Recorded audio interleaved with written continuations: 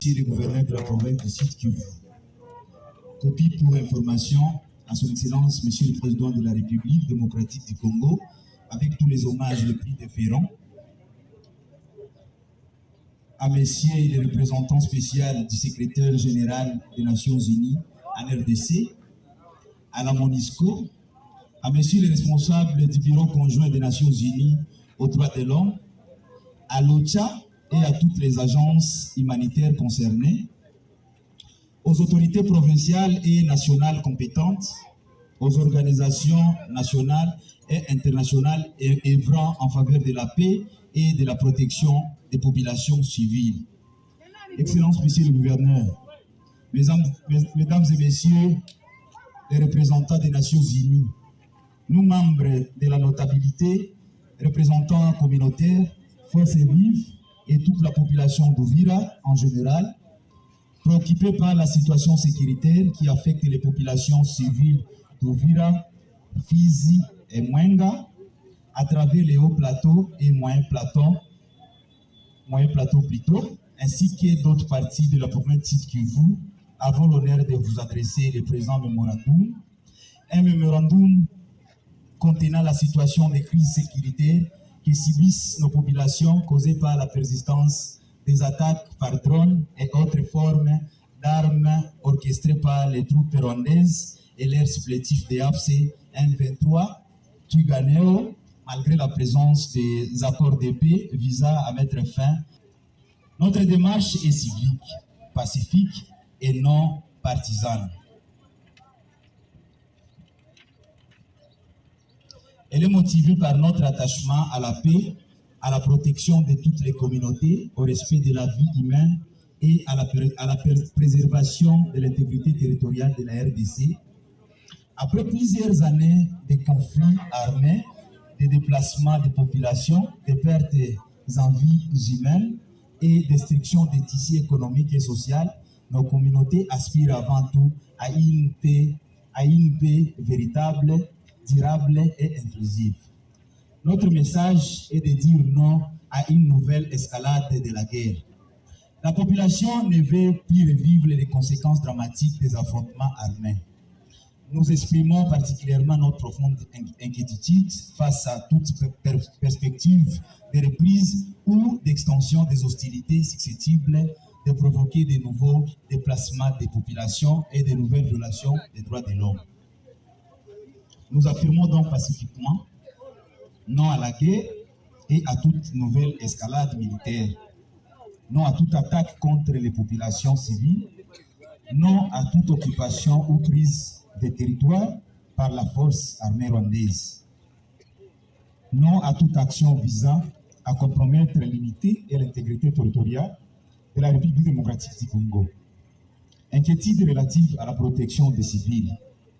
Les populations du Sud-Kivu ont subi les conséquences de plusieurs cycles de violations, morts et blessés, déplacements forcés, perte de biens, perturbation des activités commerciales, interruption de la scolarité et traumatisme durable au sein des communautés. Nous demandons que toutes les allégations concernant des massacres, bombardements, attaques des drones, pillages, disparitions, destruction des biens ou autres atteintes aux populations civiles fassent à l'objet d'enquêtes indépendantes, impartiales, crédibles et dûment documentées. Les victimes, quelles que soient leurs appartenances communautaires, ont droit à la vérité, à la justice, à la réparation et aux garanties de non-répétition. Notre position sur les retours ou les redéploiements des groupes armés AFC M23, Twirwaneho et autres groupes armés.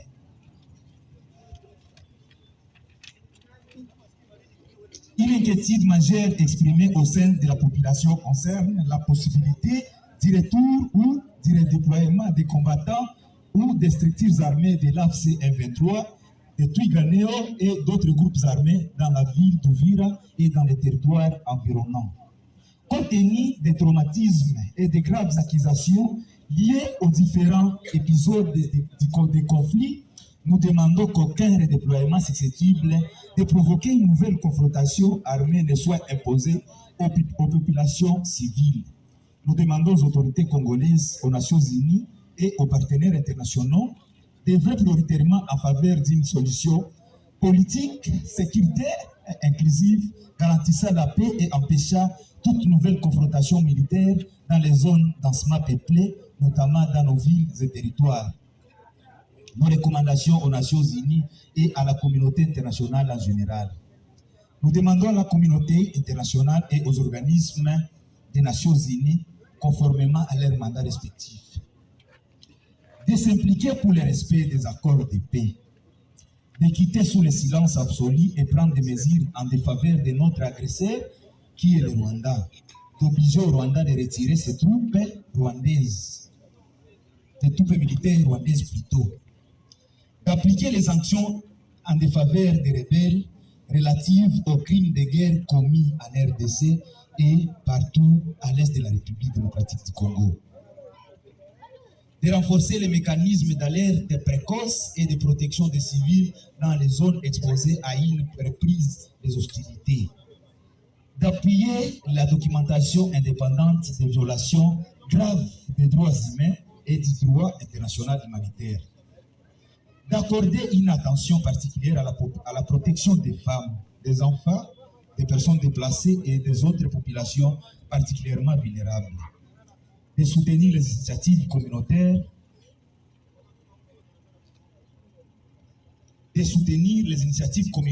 non violentes visant à prévenir les discours de haine, la désinformation et les affrontements intercommunautaires, de renforcer l'accompagnement des initiatives locales visant à consolider la paix, la cohésion sociale et la protection des populations civiles.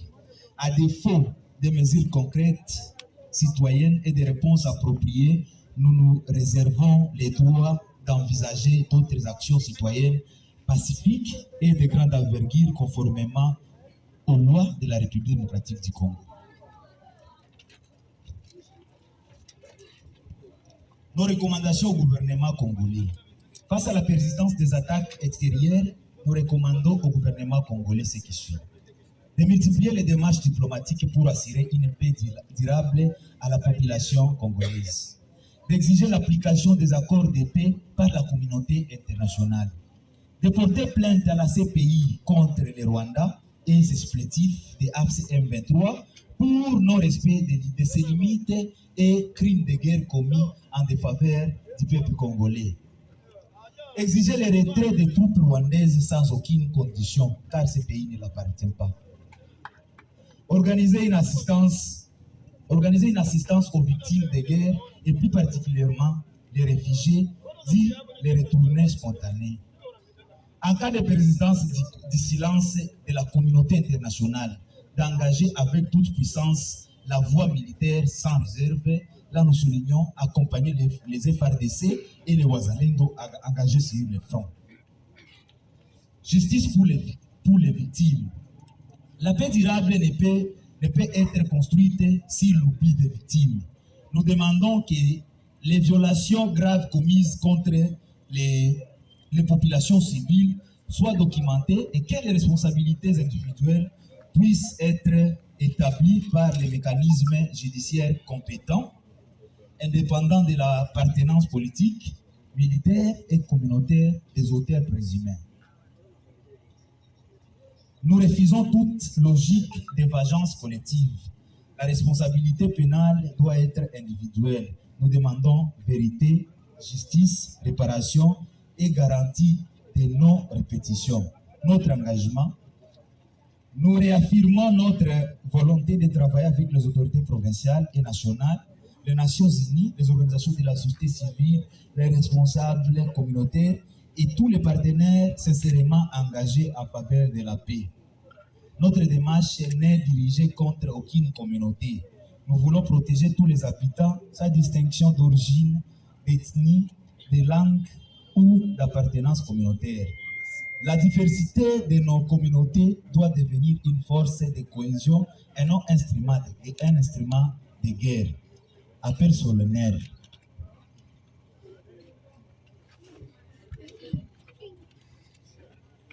Excellences, Monsieur le Gouverneur, Mesdames et Messieurs les représentants de la communauté internationale, la population du site Kivu a suffisamment souffert par des guerres d'occupation, des pillages et d'agressions qui vont à plus de 30 ans.